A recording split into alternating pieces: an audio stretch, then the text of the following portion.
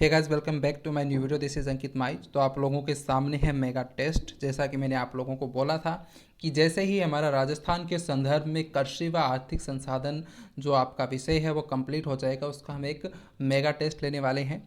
और इस टेस्ट में आपके 24 क्वेश्चन आने वाले हैं, क्योंकि एग्जाम में भी इस विषय से आपके 24 ही क्वेश्चन आएंगे 30 अंकों के। तो मैंने भी उसी हिसाब से 24 क्वेश्चन ही लिए हैं, उसी पैटर्न के हिसाब से मैंने क्वेश्चन लिए हैं। तो आप लोगों को करना क्या है, एक पेन और पेपर ले लीजिए।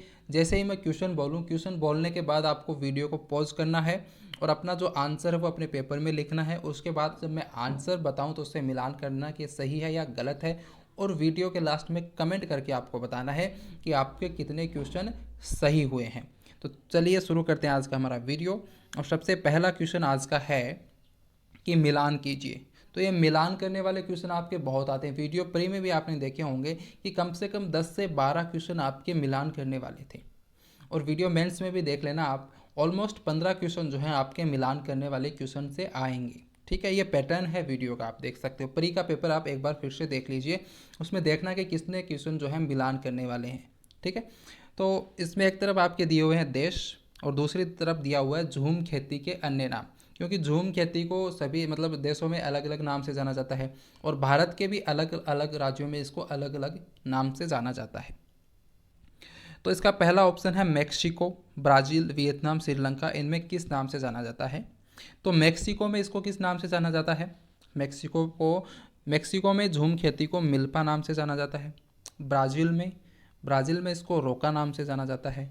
वियतनाम में इसको सिर्फ रे नाम से जाना जाता है। और श्रीलंका में इसको चेना नाम से जाना जाता है। इस तरीके से आपका सही आंसर क्या हो जाएगा? CADB जो है इसका सही आंसर हो जाएगा।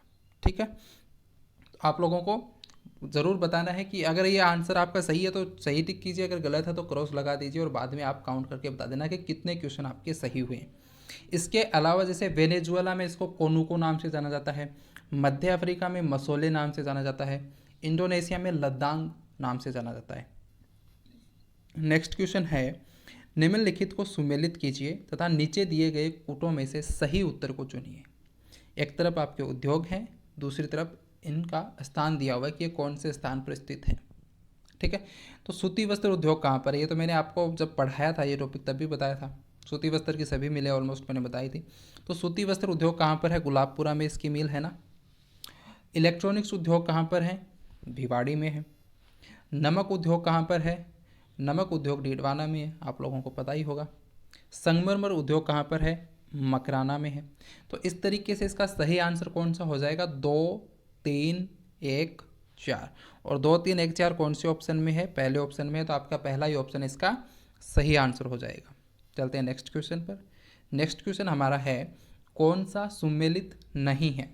एक तरफ आपकी सिंचाई परियोजना है, दूसरी तरफ आपका जिला दिया हुआ है।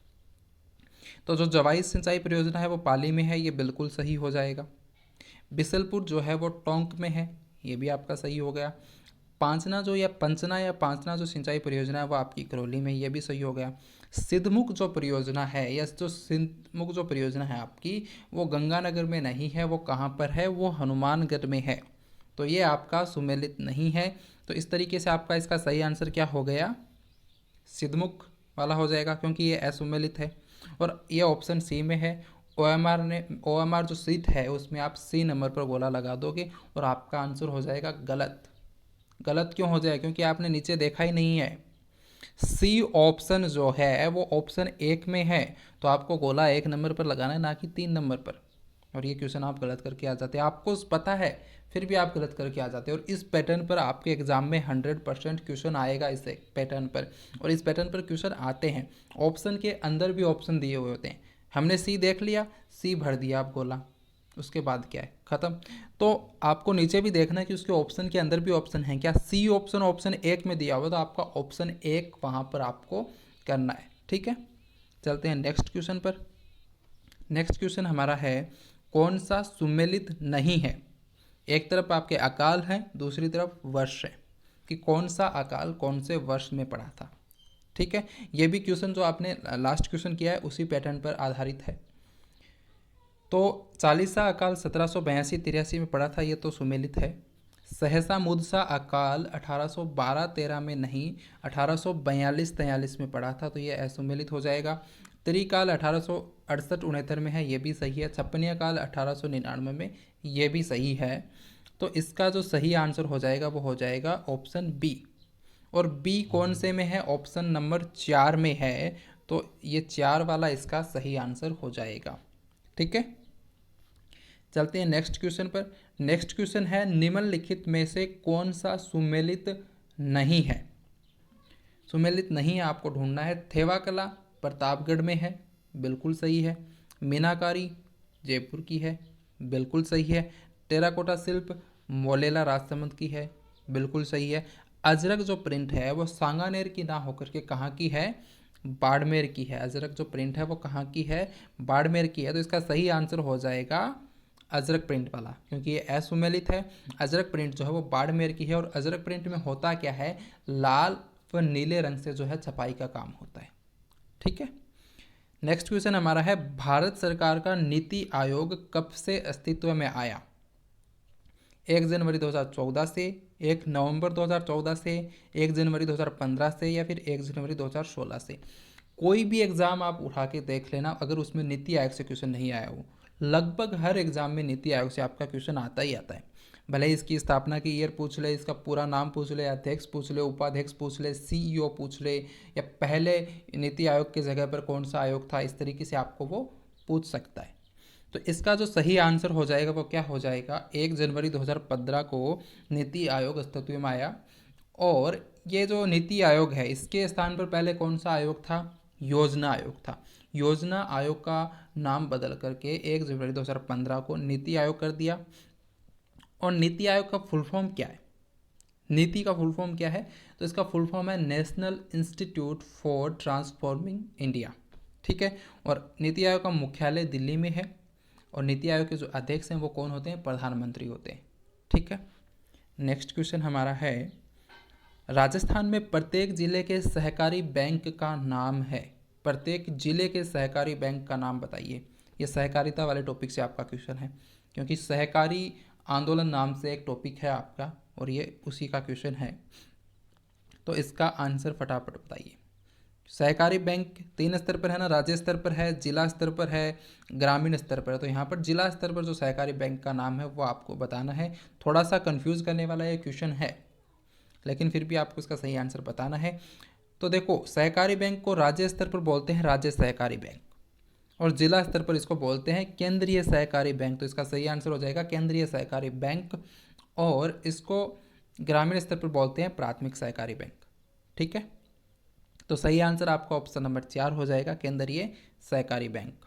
नेक्स्ट क्वेश्चन है, मरुभूमि विकास कार्यक्रम के प्रारंभ करने का उद्देश्य रहा है? रोजगार के साधन उपलब्ध कराना, मरुस्थलीकरण की प्रक्रिया पर नियंत्रण, वनारोपण एवं चरागाह, मरुस्थलीय क्षेत्रों में जैव विविधता का संरक्षण। तो इसका सही आंसर क्या हो जाएगा? मरुस्थलीकरण की प्रक्रिया पर नियंत्रण।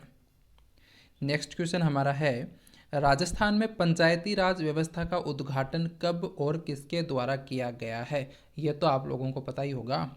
इसका सही आंसर क्या हो जाएगा? 2 अक्टूबर 1959 को पंडित जवाहरलाल नेहरू द्वारा किया गया था। कहाँ किया गया था? नागौर में। राजस्थान के नागौर में किया गया था 2 अक्टूबर 1959 को। और इसके जस्ट 9 दिन बाद आपका आंध्र प्रदेश में किया गया था 11 अक्टूबर 1959 को। तो कई बार राज्यों का नाम पूछ लेता है कि कौन से 2 राज्यों में सर्वप्रथम पंचायती राज व्यवस्था का उद्घाटन किया। राजस्थान तो आपको पता है, लेकिन जो दूसरे नंबर पर होता है उसका पता नहीं होता। दूसरे नंबर पर है राजस्थान, दूसरे नंबर पर है आंध्र प्रदेश। पहले नंबर पर राजस्थान है, दूसरे पर आंध्र प्रदेश है। राजस्थान में 2 अक्टूबर को हुआ था, आंध्र प्रदेश में 11 अक्टूबर को हुआ था। ठीक है, नेक्स्ट क्वेश्चन है, वालरा है। वालरा क्या है? तो ये दक्षिणी राजस्थान में गन्ने की व्यापारिक कृषि है, या फिर दक्षिणी राजस्थान में आदिवासियों द्वारा की जाने वाली कृषि है, या फिर बाजरे की एक किस्म है, या फिर दक्षिणी राजस्थान में की जाने वाली कृषि है। तो इसका सही आंसर क्या हो जाएगा? दक्षिणी राजस्थान में आदिवासियों द्वारा की जाने वाली कृषि है, जिसको क्या बोलते हैं हम? वालरा कृषि बोलते हैं। फिर है आपका रिले क्रॉपिंग क्या है? तो रिले क्रॉपिंग क्या है ये आपको बताना है। एक वर्ष में एक खेत में एक फसल, या फिर एक वर्ष में एक खेत में 2 फसल, या फिर एक वर्ष में एक खेत में 3 फसलें, या फिर एक वर्ष में एक खेत में 4 फसलें? इसका सही आंसर क्या होगा? तो इसका जो सही आंसर हो जाएगा वो ऑप्शन नंबर 4 हो जाएगा कि एक वर्ष में एक ही खेत में 4 फसलें लेना, उसको बोलते हैं रिले क्रॉपिंग। अब आप कहोगे ये कैसे पॉसिबल है? तो इसमें जो पहली जो फसल है उसको काटने से पहले ही जो है ना, मतलब उस फसल के बीच में कुछ गैप छोड़ा जाता है, और पहली फसल काटने से पहले दूसरी फसल उस गैप में बीच में उगा दी जाती है। तो इस तरीके से एक वर्ष में एक खेत में 4 फसलें की जाती हैं, उसे बोलते हैं रिले क्रॉपिंग।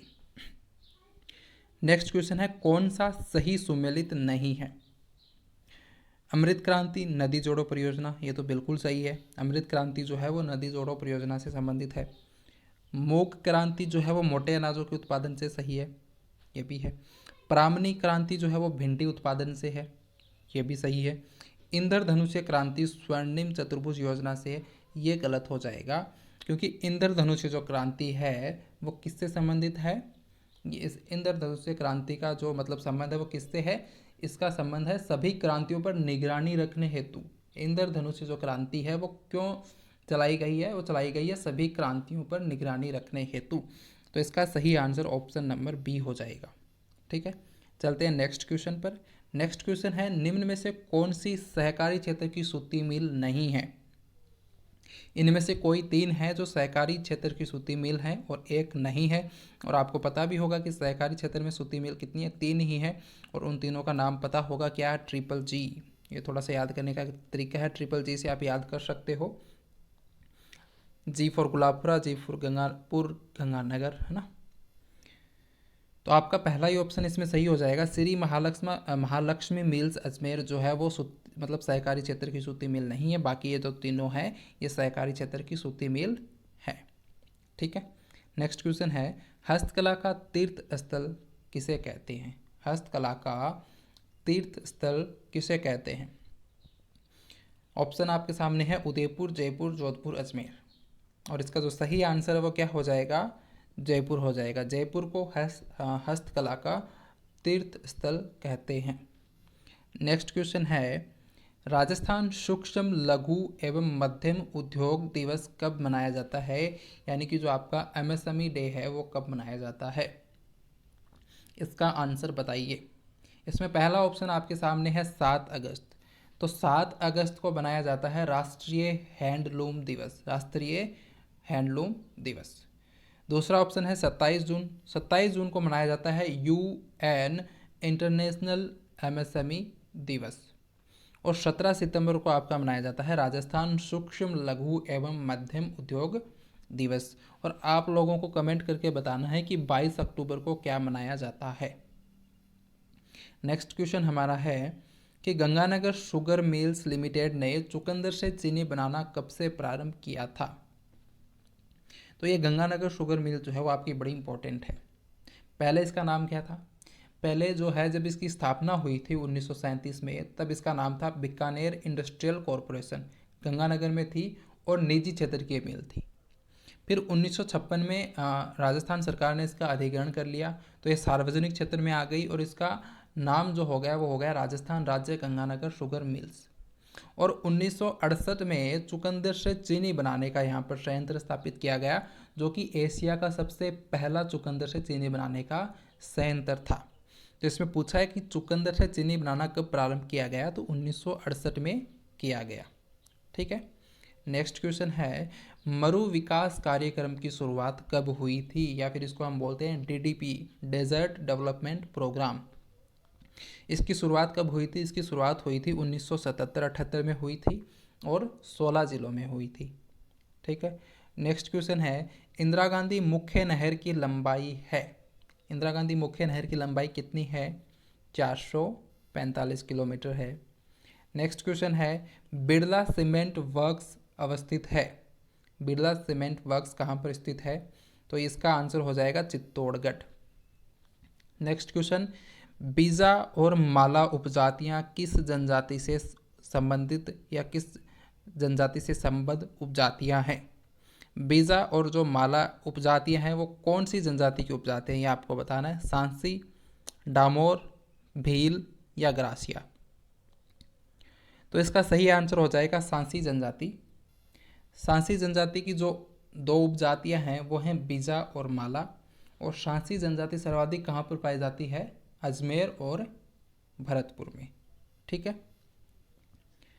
नेक्स्ट क्वेश्चन है, पंचायतों से संबंधित संविधान की 11वीं अनुसूची में सम्मिलित हैं कितने विषय हैं? बड़ा इंपॉर्टेंट क्वेश्चन है ये। तो आपकी 11वीं अनुसूची है उसमें कितने विषय हैं और 12वीं में कितने हैं ये भी बता दो। तो पहला ऑप्शन है 18 विषय। तो 18 विषय तो आपकी 12वीं अनुसूची में है, और 11वीं अनुसूची में कितने विषय हैं? तो इसका सही आंसर हो जाएगा 29 विषय। 11वीं अनुसूची में 29 विषय हैं, 12वीं अनुसूची में 18 विषय हैं। नेक्स्ट क्वेश्चन है, सहकारिता किस सूची का विषय है? राज्य सूची का है, या समवर्ती सूची का है, या संघ सूची का है? और इसका जो सही आंसर वो क्या हो जाएगा? राज्य सूची। सहकारिता जो है वो राज्य सूची का विषय है, और सहकारिता एक स्वैच्छिक संस्था है। और सहकारिता किस सिद्धांत पर काम करती है? एक सबके लिए, सब एक के लिए। और जो सहकारिता का ध्वज है वो कैसा है? सतरंगी है। ठीक है। नेक्स्ट क्वेश्चन है, राजस्थान में मेणा व भील के पश्चात तृतीय सबसे बड़ी जनजाति है? सबसे बड़ी तो मेणा है, उसके बाद भील है, उसके बाद तीसरे नंबर पर कौन सी आती है? तीसरे नंबर पर आती है ग्रासिया। और ग्रासिया सर्वाधिक कहाँ पाई जाती है? सिरोही में। ग्रासिया के मुखिया को क्या कहते हैं? सहलोत। और ग्रासिया के घरों को क्या कहते हैं? घेर। नेक्स्ट क्वेश्चन है, राजस्थान की कौन सी जगह दब्बू या दाबू प्रिंट के लिए प्रसिद्ध है? और दाबू प्रिंट का अन्य नाम क्या है? इसको हम आजम से भी जानते हैं, आजम प्रिंट या जाजम प्रिंट या दाबू प्रिंट। ये कहाँ का फेमस है या कहाँ का प्रसिद्ध है? तो ये अकोला चित्तौड़गढ़ का प्रसिद्ध है। तो ये आज के हमारे चॉइस क्वेश्चन थे। अब आप लोगों को कमेंट करके बताना है कि चॉइस में से आपके कितने क्वेश्चन सही हैं। अगर 20+ क्वेश्चन सही हैं तो आप फिर सही रास्ते पर हो, आपकी तैयारी जो है बढ़िया से चल रही है। कोशिश यही करनी है कि चॉइस में से आपके पूरे चॉइस क्वेश्चन ही सही हों। और अगर वीडियो पसंद आए तो वीडियो को लाइक करना, चैनल पर नए हो तो चैनल को सब्सक्राइब करना। मिलते हैं नेक्स्ट वीडियो में। Thank you so much for watching. Bye.